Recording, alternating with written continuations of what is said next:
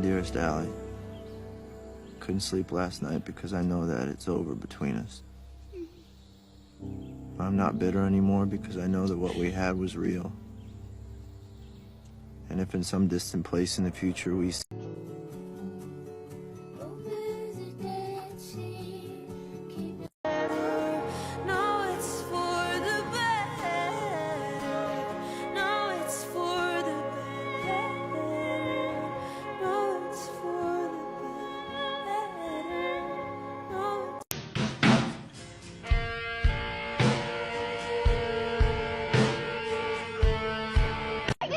to be different. I just want to go out and have friends and be like other girls my age. You'll never be like them. You need to get used to that. Oh, I tried to kill myself when I was 14. Can I talk about that? Yeah. Oh, Yeah, you no. can. It's a safe space. When the night was full of... I can't think about food, because if I do, then I will throw up. But I'm so hungry. You told me to go away. Yeah.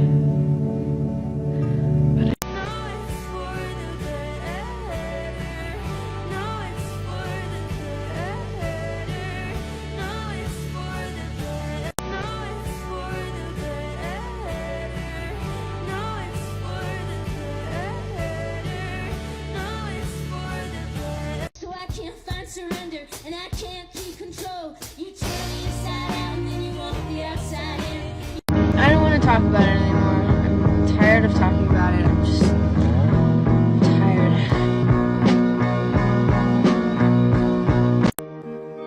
I don't know what I'm supposed to do, haunted by the ghost.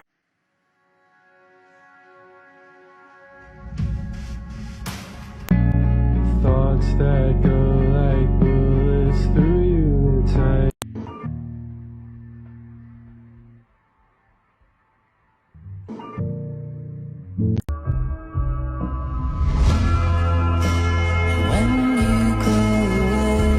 I have had the worst week of my life. And I needed you.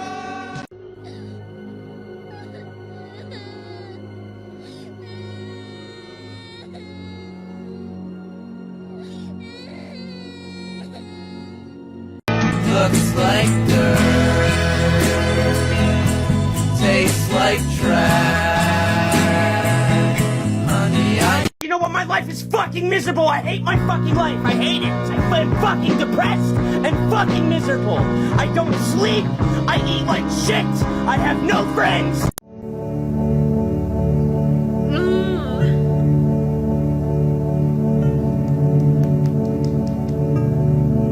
Over the Dead Sea, keeping you company, thinking I'm not afraid of you. You know the worst part? I knew this was gonna happen, and I let myself get excited anyway.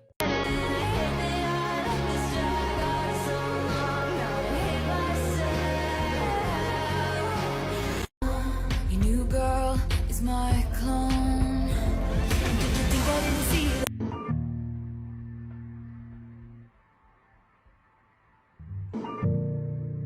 you know you really made me hate myself. Had to stop before I break myself. Should've broke it. I hate you for what you did, and I miss you like we said. I wanna be in love with you. And the funny thing is, I would have married you. Every time I feel good, I think it'll last forever. But it doesn't. You find your whole days blending together to create one endless and suffocating loop. Your brain begins to erase every memory that ever brought you joy.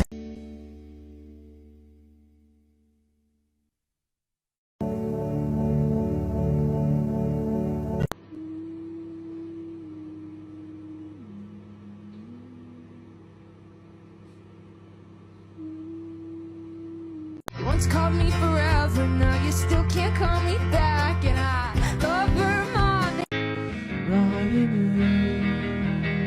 I think I'm feeling it now, just like you do.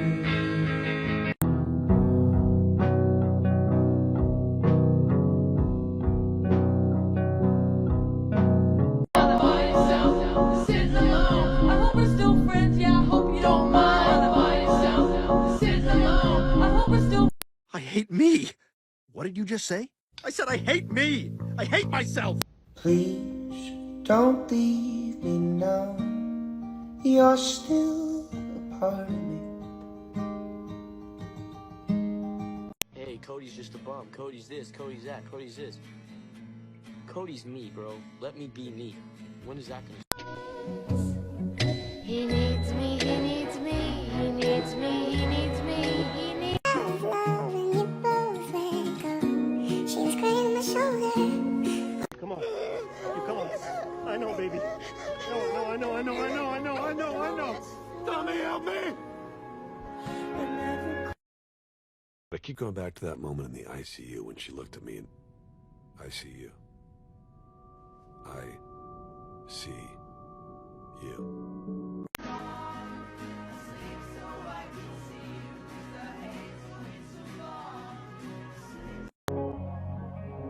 But you had to go. I know, I know, I know. But you had to go. I know, I know, I know. When you lay awake at night, do I ever cross your mind? 'Cause you still.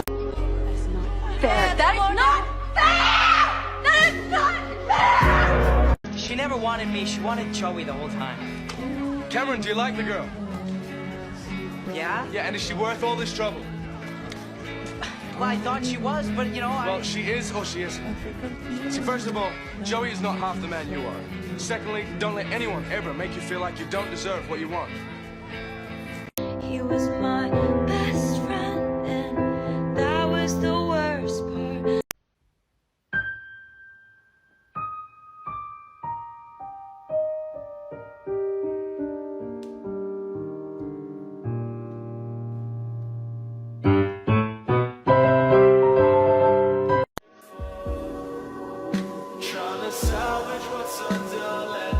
It's not every day that I'm sad, but it's most of them.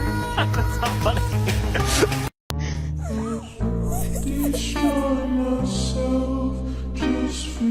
No one knows I cry in my sleep, waking up feeling like shit. I don't give a fuck, I don't give a fuck, I don't give a fuck, bitch. I don't give a fuck about you or anything that you do. I don't give a fuck about you. And all the time is cold and wet. They're only there to put in bed with him away. And you look stupid going out. Come right back, come sit next to me. Come and take your drawers out. Damn, you on the edge of the bed. You about to fall out. Like, that's it. Okay. Okay, I'm still worried about you. You're still my daughter. Okay.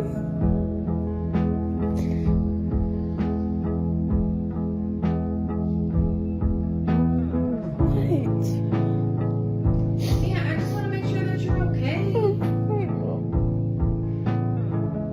He doesn't know it, but a year from now our family will be torn apart, and I will move far away. You moved on immediately. And I wonder if I ever cross.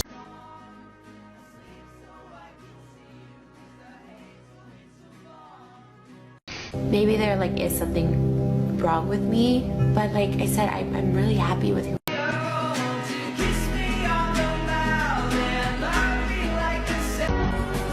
I'm not waiting for you anymore.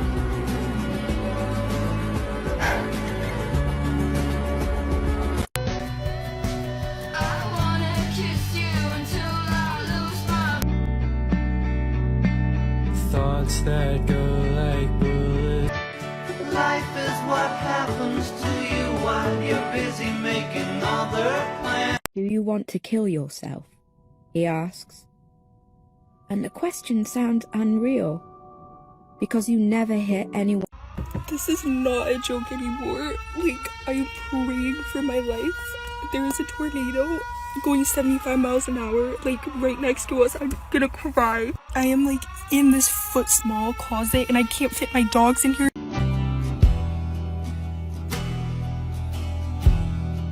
And all the time motherfucking bitch. No, because I'm gonna be so real for a minute. I'm so done pretending not to give a fuck when I literally have the biggest heart ever. And I'm so done pretending not to care just because everybody else in this generation wants to not care. And for some reason, 99% of this generation is psychotic and nobody has real fucking human emotion and nobody wants to commit or be loyal or like actually have a genuine fucking connection with anybody. I genuinely don't understand what happened. I don't understand what went wrong.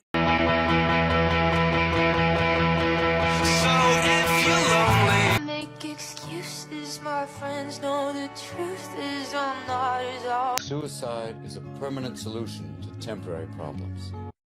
If you're that depressed, reach out to someone.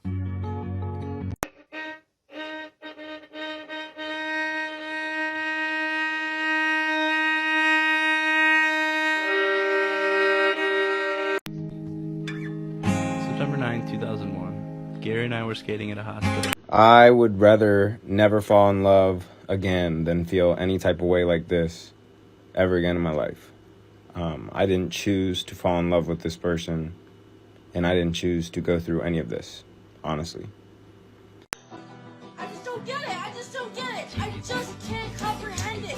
Why you want to sit there and you can have this, and this, but you're going to throw it away for that? Sit here and I can think, you know, why did this happen? Because I was so nice. I was genuine.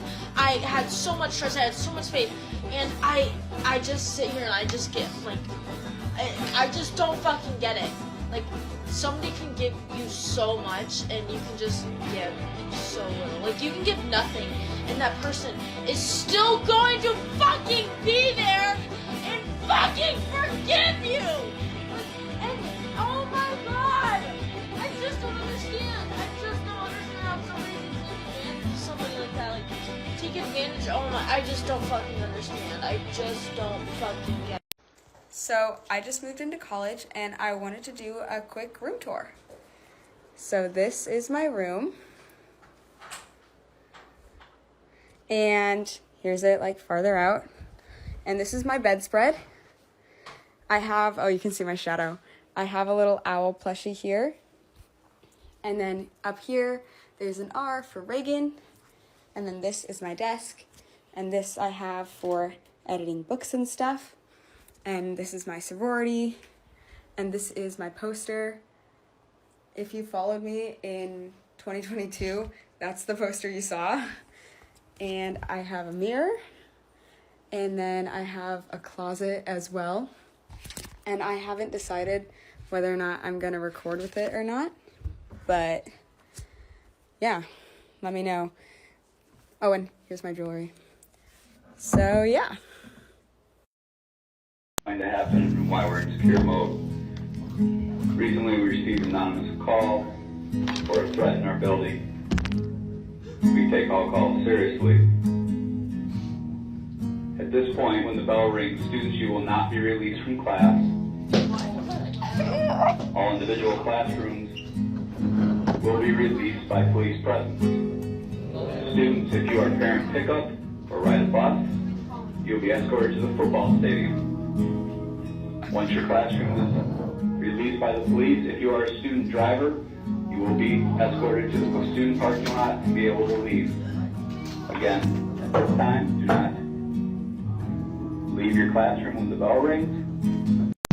How could you say that you love me and that you want to be with me? And I've been trying to place how I've been feeling for a really, really long time, and I haven't been able to figure it out. / when I try to sit down and think about it, I immediately have to distract myself. But I have not felt an emotion in so long.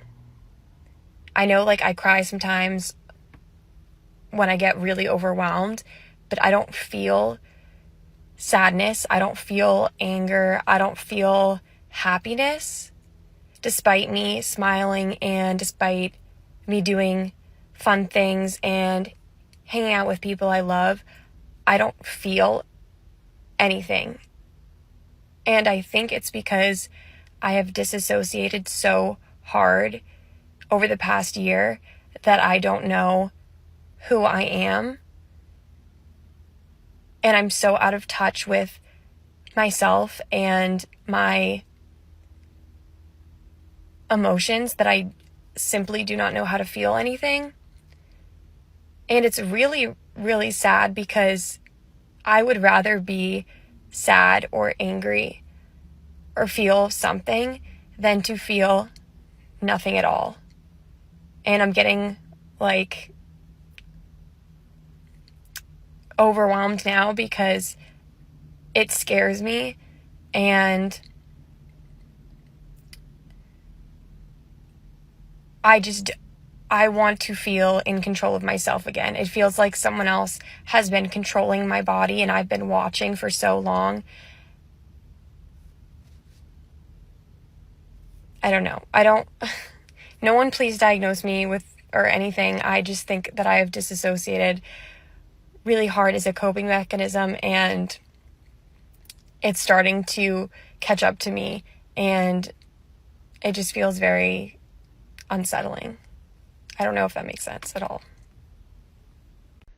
So if one day you wake up and find that you're missing me, and your heart starts to wonder where on this earth I could be, thinking maybe you'd come back here to the place that we'd meet, and you'd see me waiting for you out on the corner of the street. So I'm not moving, I'm not moving, yeah, no, I'm not moving,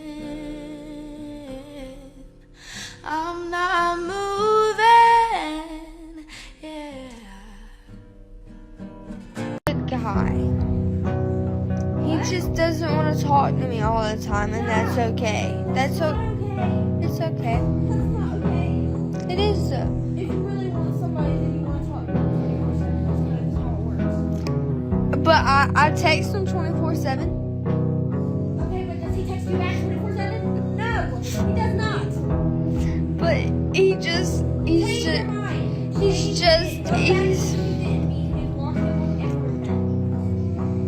No, I can't. Block his friends. Or delete the pictures and change your wallpaper. My wallpaper? It's not my wallpaper. Oh, well, it was. So I thought it still was. No.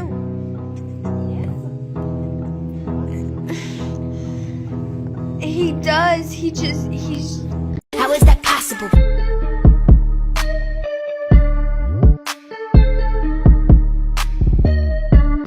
She took my fingers to her mouth, the kind of thing that makes you proud, that nothing else had ever worked out. And lately I've tried other things, but nothing can capture the sting of the venom she's gonna spit out right now.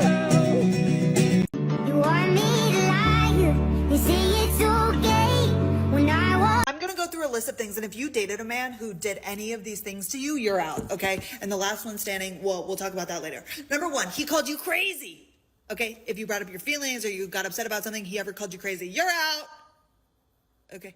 If he ever would Snapchat a girl and said, she's just my friend, like we've just been friends for so long, she's just my best friend, out. Okay. If he was following a million models and liking their photos, I don't even care if you brought it up. If he just consistently, if he could not stop liking the Instagram model photos, out. If he ever made plans with the boys every single weekend and put them above you, you're out. Okay. And if you ever had to remind this man to brush his teeth or put on deodorant, you're out. I I know who Jeffrey Dahmer is. Of course I know who Jeffrey Dahmer is. I know what he's done. I know what he's known for. I thought I knew the story, but guys, the amount of times that I had to step away from my computer because I actually could not. It's shocking to me that a human being can be responsible for the things that I'm about to tell you. That being said, this is not for everyone. It's gruesome, it's disgusting, it's evil, and it's hard to listen to. So if you don't want to, or if you don't think it'll be good for your mental health, please scroll. Jeffrey Dahmer took the lives of 17 men and boys throughout the years of 1978 to 1971. Let's get into it, I guess, because after this, I never want to hear his name again. I'm also not going to be naming the victims out of respect for the families. I think some of them have made it known that they don't want the names out there, so I'm not saying names. Jeffrey Dahmer was born in Milwaukee, Wisconsin. How you would describe his family and the way that he grew up is up for debate. It kind of depends on who you ask. Jeffrey himself remembers his house being full of tension. The house was always thick in there. His father was not around very often because he was focusing on his studies, and his mother was fighting a long, difficult battle with her mental health. She struggled with depression and she craved attention from her husband but never got it, which left her very lonely and sad, and she would spend most of her days in bed. As a toddler, Jeffrey was described as happy and energetic, but he went through a surgery when he was around 4 years old. It seems like after that surgery, his personality changed. He became very timid, very quiet, and his teachers noticed that it seemed like he was very lonely. The absence of his father and the struggles of his mother seemed to have a pretty big impact on him. In 1966, the family moved to Doylestown, Ohio, where the mother would give birth to her second son, Jeffrey's brother. A couple years later, in May of 1968, they moved again to Bath Township in Ohio. From a very early age, Jeffrey had an interest in what was inside of them. So Jeffrey liked to collect them from the side of the road, or I guess from wherever he could find them. He would them to see what was inside. He specifically was fascinated with bones. He would take them out, clean them up, and keep them stored in a shed in his yard. Neon red flag. When Jeffrey was around 10 years old, they were having a family dinner where they were eating chicken, and he looked at his father and asked him what would happen to the chicken bones if they were placed in bleach. His father took that to be scientific curiosity, and he showed him exactly how to bleach, clean, and preserve bones. In 1977, when Jeffrey was in his early teen years, he became really disconnected with society. He carried around a really tense, cold energy, and he started having really dark thoughts and feelings, and he was craving and wanting to do terrible things to people, especially to boys and men. This was also around the time when Jeffrey realized that he was attracted to men, but he never told anyone. A couple years later, his parents get divorced, and it seems like that was a turning point for Jeffrey to turn his scary thoughts into actions. In May of 1978, he graduates high school. His father moves out of the family home because they got divorced, and his mom decided that she was going to move out as well, and she was going to take Jeffrey's little brother with her. They went to go live with a family member, leaving Jeffrey all alone in this house. Jeffrey Dahmer was left with this house all to himself, and 3 weeks after graduating high school, he would commit his first murder. June 18th, 1978, Jeffrey was driving around when he saw an 18-year-old hitchhiker. He rolled down the window to talk to him, and he asked him if he wanted to come back with him to his parents' house to hang out, have a good night together. He was flirting with him, I think, a little bit. He agreed. They go back to Jeffrey's house. They hang out. They're having fun, listening to music. When the boy says, "Okay, this was fun. Thanks so much. I'm gonna leave now." And Jeffrey says,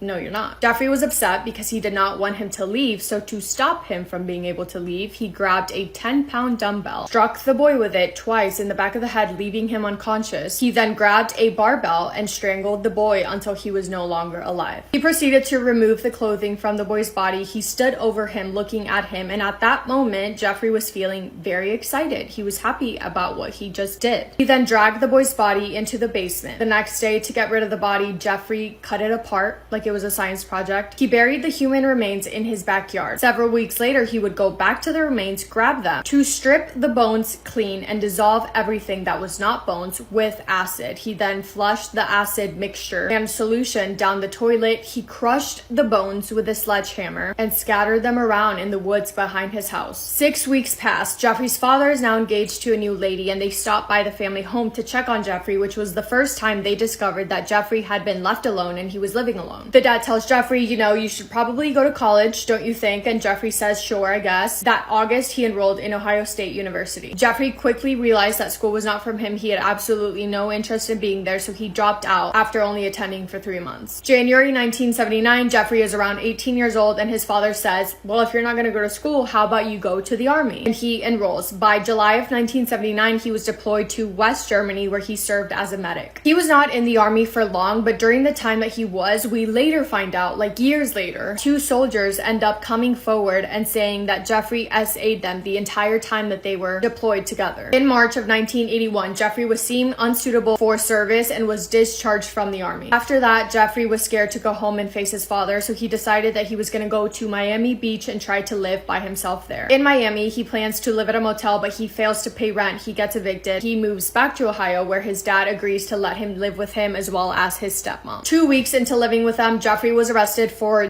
and disorderly conduct. His father had enough of him. It just seemed like Jeffrey couldn't or wouldn't behave, so his father kicked him out and he went to go live with his grandmother. While living with his grandma, he went to church, he got a job, but he did not stay out of trouble for long. By late 1985, Jeffrey is now around 24 to 25 years old. He started regularly visiting bathhouses. He thought that it was a really relaxing place for him, and he started having physical relationships with some of the male staff there. But those relationships were not meeting his needs because Jeffrey realized that he did not like when his partners moved during whatever they were doing. He later says, quote, "I trained myself to view people as objects of pleasure instead of as people," end quote. On November 20th, 1987, Jeffrey is now around 27 years old. He meets a man while he's out and he invites him to come back with him to his hotel room. The man agrees. The following morning, Jeffrey Dahmer wakes up and he sees the man lying with his chest crushed in and black and blue bruises all over him. He was no longer alive. Jeffrey later said he had no intentions of ending his life and he did not know how it happened. To dispose of the body, Jeffrey bought a suitcase to put his body in. A week later, he took it back to the house that he was living at with his grandma. Over the course of the next 2 hours, Jeffrey took his time cutting it up, ripping everything off of the bones, disposed of the flesh in trash bags, and he crushed the bones with a sledgehammer. For 2 weeks, Jeffrey kept the head, only the head, wrapped in a blanket, and when he finally decided to get rid of it, he boiled it with something, I don't even know what, to get rid of everything that was not bone. And after that, he tried to use the bleaching method that his father had taught him to preserve the skull, which he kept for his own pleasure until it was too brittle and he had to get rid of it. Jeffrey would later say that after that murder, his obsession with killing men went into full swing and that he did not even try to stop it. He began actively seeking victims primarily at gay bars. He would meet them, he would ask them to come back to his place with him where he would